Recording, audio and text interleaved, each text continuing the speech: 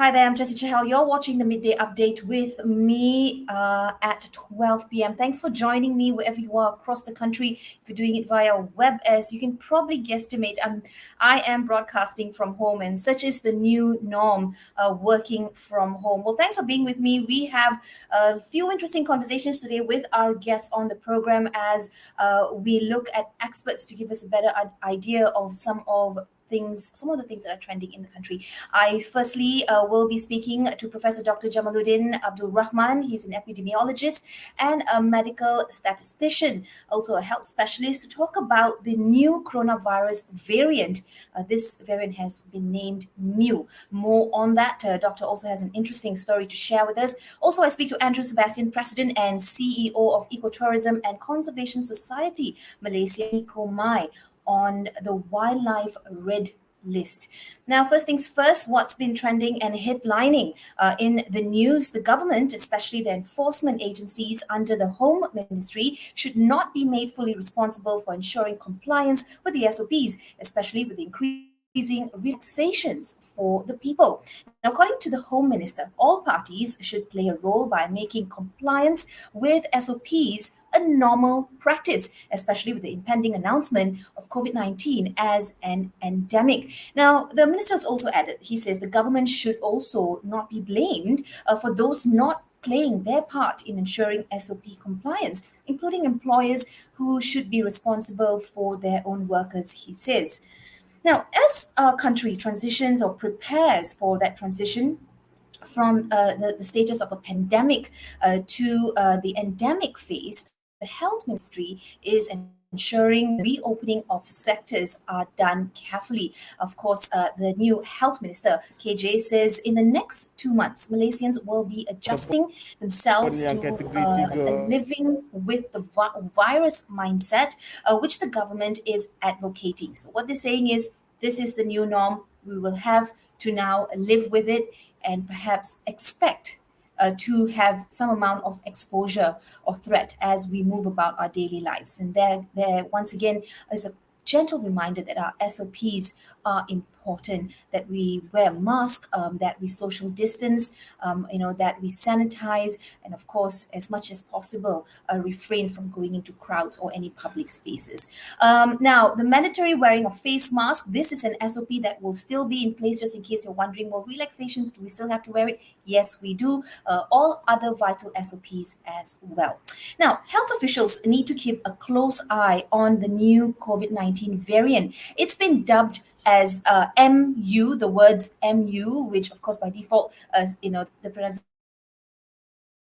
is Mu, but it's pronounced Mu. Now, this Mu variant has the potential to be more transmissible or virulent, possibly able to evade vaccines. Now, that of course sounds scary, but also very worrying. Epidemiologist Professor Dr. Awang Bulgiba, we've spoken to him a couple of times from University of Malaya. He said, although a variant may not be a variant of high consequence, it can still wreak havoc by making a more transmissible or more virulent, either of which can cause it to be categorized as a variant of concern. We've spoken about this on the program before as well, a VOC, a variant of concern.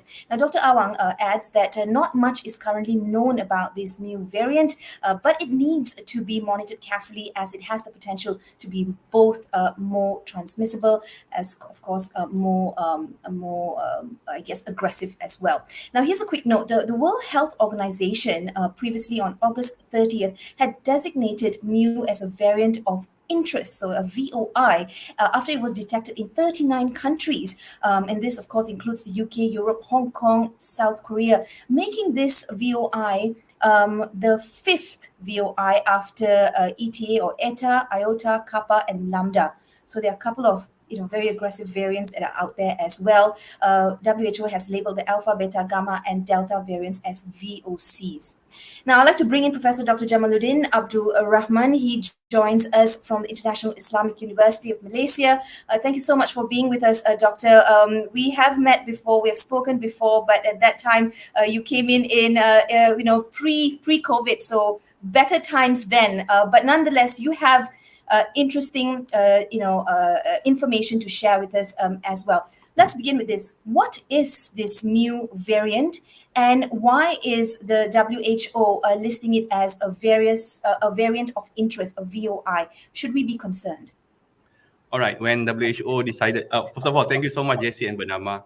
So when WHO listed the new variant into their VOI in August, it means that the potential impact is global. Potential impact is global. So WHO always look into the global public health perspective. So when they believe that the virus theoretically, based on certain data, able to threat the world, so they will designate that as VOI. So that's what happened, theoretically, based on certain data. But when there are enough evidence to share to tell us that it really able to do three things. One is the transmission, increased virulence, severity, clinical, and evidence that it can evade vaccines or any public health measures, that it becomes VOC.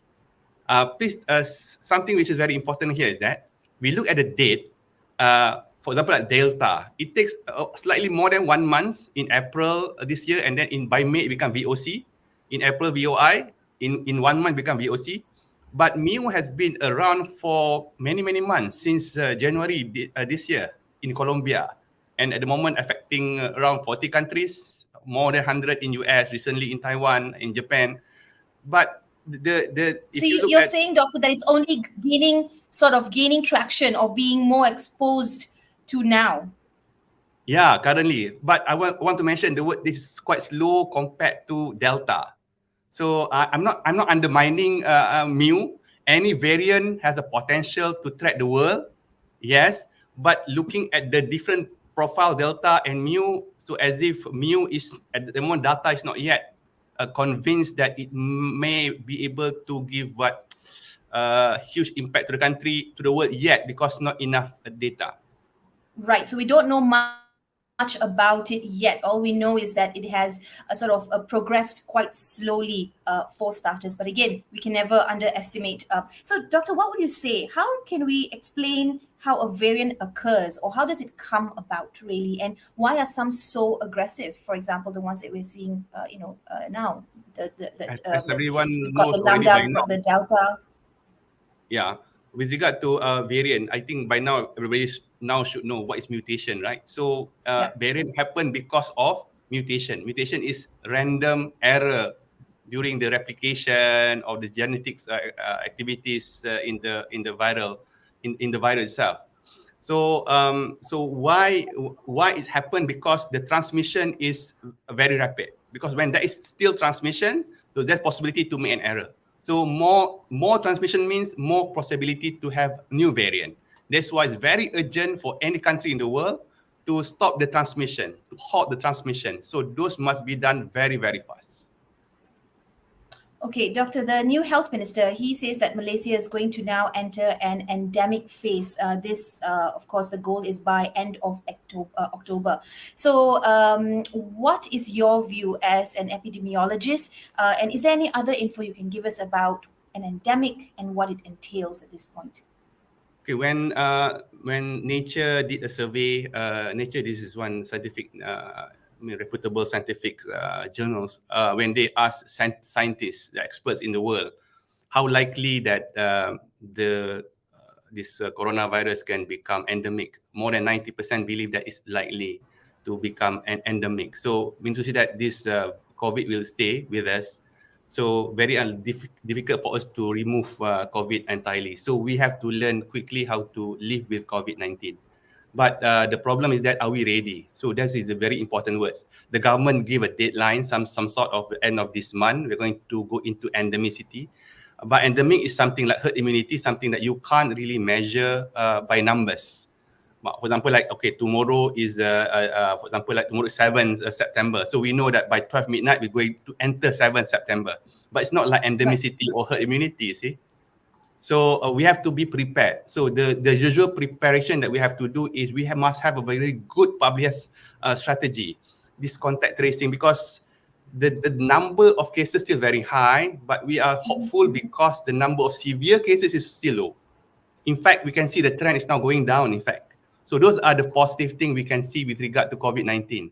Hope that we have at the moment, because the number of severity, we can see in most states in Malaysia, not only Klang Valley, but most states, the number of admission become stagnant or flat. So that's very good sign to say that we are going towards that direction. But I caution, we have to do this carefully, very careful, because we have to take a baby step, one at a time. We cannot rush, because if you see a vaccination rate, we are declining from 500k per day to become 300. So it become declining. So my worry that, again, remember I told you about transmission. Right. High transmission can cause mutation. So if we don't have enough speed, wide and fast vaccine coverage, I worry that a lot of transmission will happen, and we might also introduce more variant. Right, Doc. As I understand that urgency and your concern, but looking at over 500,000 vaccinations happening on a daily basis, even though that's declined now, perhaps that more because more people have been vaccinated, and it does seem that so far the immunization program has been quite a success, especially if we compare to other countries, where we stand. But I do understand your reminder that we cannot let our guard down, and that people out there must be reminded as well that vaccination is important. It is our first armor, our first guard as we try and battle COVID-19. Thank you very much, Doctor, for weighing in. We look forward to speaking to you again. Of course, that was Dr. Jamal talking to us a little bit about the new variant. This is a new COVID-19 variant, not on Malaysian shores just yet. But of course, we will do all we can individually and as a country to ensure that this variant stays far, far away. Remember, the health minister has said we will be entering an endemic phase by the end of October. But what has been and still is an issue with the wildlife. Well, not really their issue, but our issue, because we have gone out, we have poached them, we have not provided enough space for them, we've not provided enough care, habitat-wise, as we, of course, go into developing the country more and more and eating into green space. The world will get an update of the red list of threatened species. That is the authoritative catalogue of how many animals and plant species are teetering on the brink of extinction due to human activities. Now, experts from the International Union of the Conservation of Nature, they have assessed that nearly 135,000 species and almost 28% are currently at risk of vanishing forever over the last half century. Habitat loss, overexploitation, illegal trade, all this has hammered global wildlife populations. Of course, Malaysia is in that list as well. But scientists are increasingly worried about the looming threats of climate change, which is the next big issue. I'd like to bring in Andrew Sebastian, President and CEO of Ecotourism and Conservation Society Malaysia, ECOMY. Andrew, it's good to have you back and good to speak to you again. I always envy you. You're out with nature. You're either, bird watching or animal spotting, trekking, and you're living the good life. So us here in the concrete jungle, I'm a bit, jealous of your time out in the real jungle, Andrew. Thank you, Jessy. Don't be, because I see the good as well as I see some of the issues also. So it's nice to be here on Bernama TV again. Thank you very much. Andrew, I'm just going to remind you to try and bring up your sound so that we can hear you a bit better. You do seem a little bit distant at this point. As we, work in the new norm, we have to adjust all this. In the studio, it's normally easy. The entire crew, they have my back. But it's a little Excellent. bit This is better. challenging here. Fantastic. Okay. We can hear you loud and clear right now. So let's get right into this. The Wildlife Red List. What is this and what does this mean to the globe?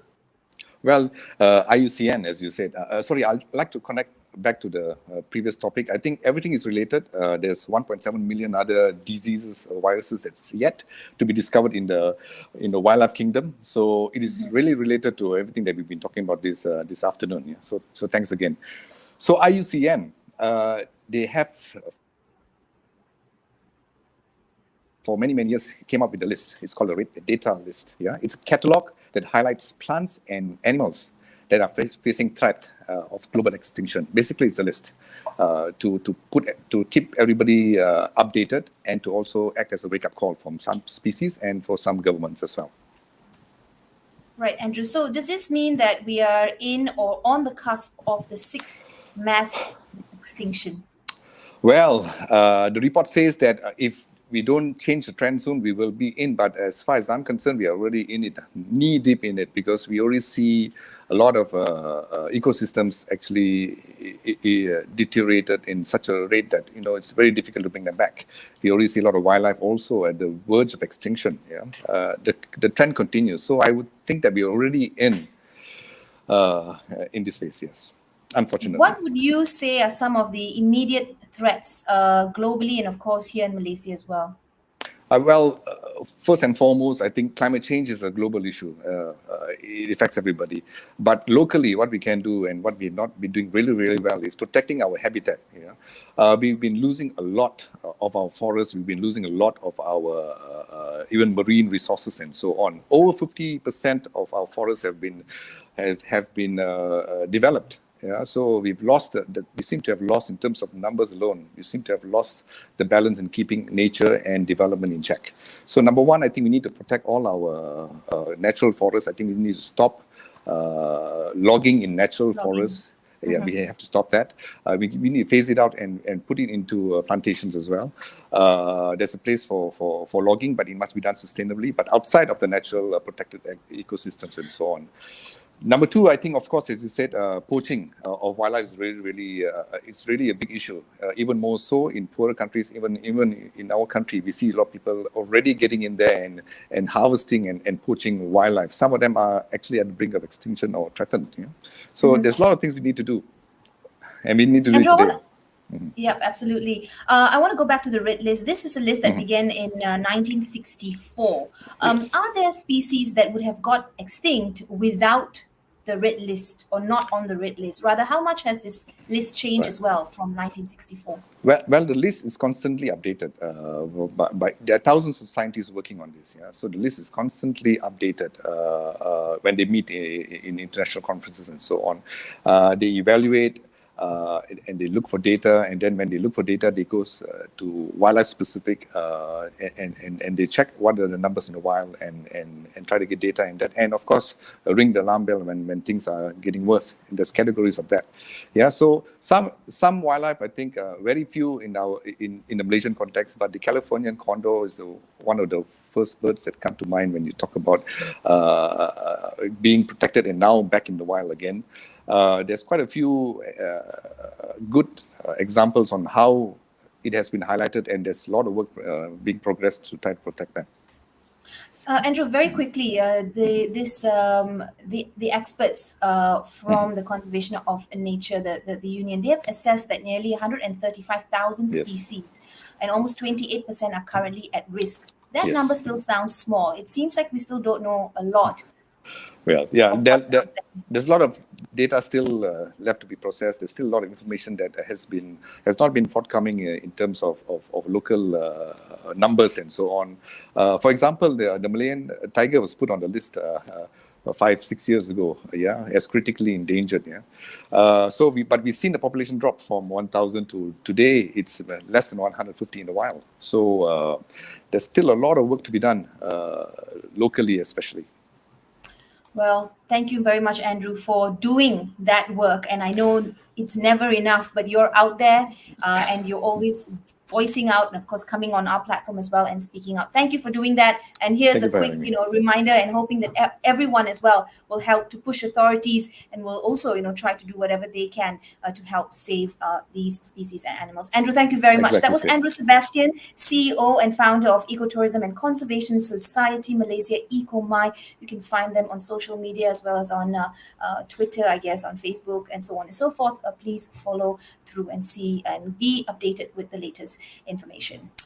Moving on from that, something that really made news over the weekend, Australian Malaysian authorities collaboration ends as world's most wanted Sarawakian paedophile 14-year run. Although this story didn't get much highlight, still needs to be spoken about. Operating under the radar for 14 years, one of the world's most wanted pedophile is finally apprehended and he's been jailed, but for 18 years.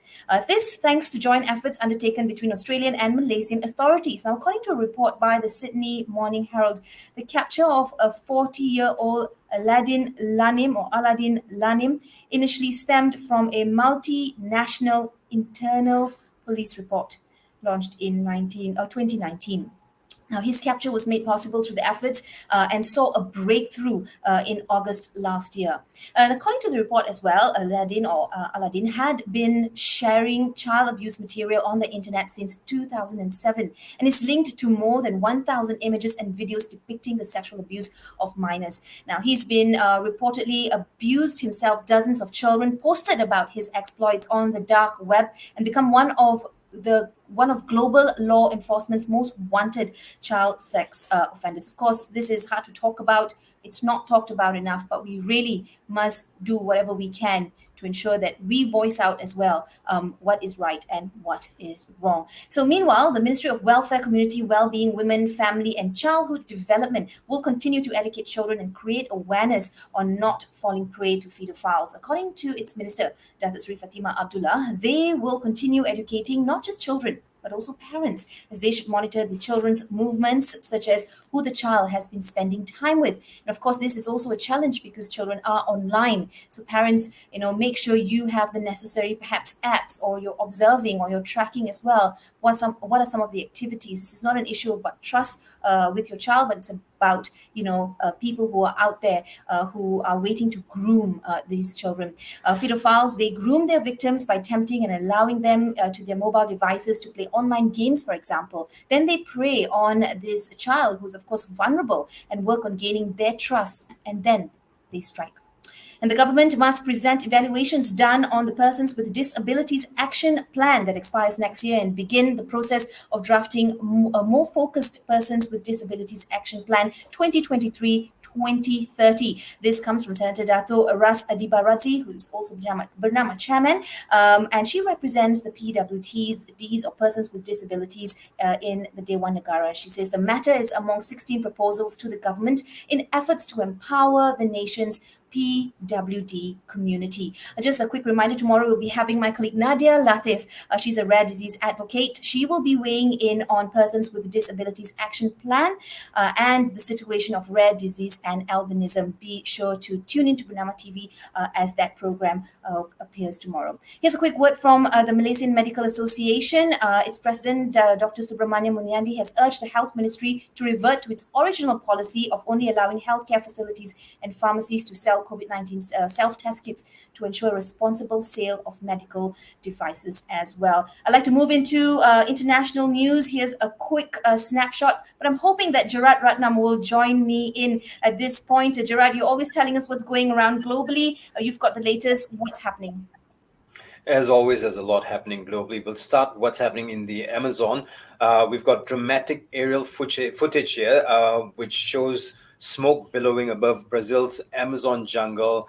That it tore and butchered through the rainforest and discarded littered trees. And we've been looking at reports, and satellite images have registered about 28,060 fires in the Brazilian Amazon, and this is just in August. So compared to 2020, it's a decline of 4%, but it's still not enough. We keep talking about the environment, but really, are we doing enough globally? A little something for us to think about. In the meantime, hundreds of thousands of Indian farmers staged the biggest rally yet in a months-long series of demonstrations to press Narendra Modi's government to repeal 3 new agricultural laws. Now, the measures introduced last September allows farmers to directly sell their produce outside government-regulated wholesale markets, and this is to big buyers. Now, farmers, however, say that the legislation will hurt their livelihood and leave them with scant bargaining power against big private retailers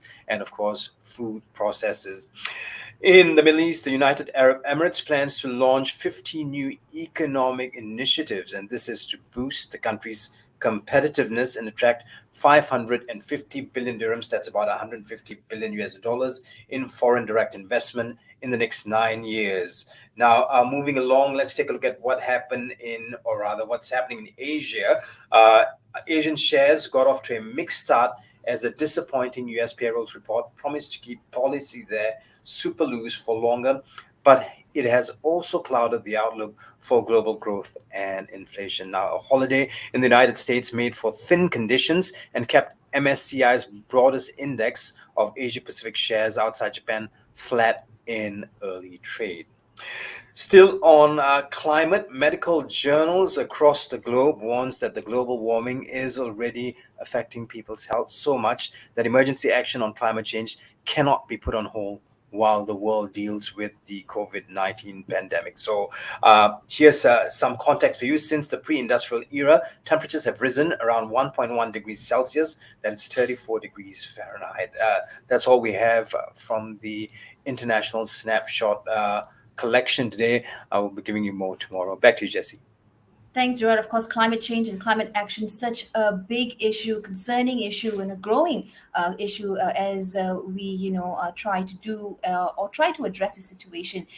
Now, there's so many things that are packed with loss of biodiversity, harm to health, of course, which things going to be very difficult to reverse. Well, we're coming on to the end of this edition of the Midday Update. Here's a big shout out to our Paralympians. They're really putting Malaysia on the sporting map. A long list of names, but I'd like to tell you what's happening on Twitter. Malaysia's Chair Lik Hau has become the first ever badminton gold medalist at the Paralympics. I wish I could, put out a big shout and scream here on air, but him and the rest of our Paralympians, we're so proud of you. This just goes to show that if you mind over matter, have grit, determination, you can achieve almost anything. Of course, also on Twitter, the topic of the paedophile, people are saying a lot on Twitter. Almost 300,000 people have signed an online petition calling to boycott convicted paedophile Saipul Jamil, who has been released from prison after just 5 years.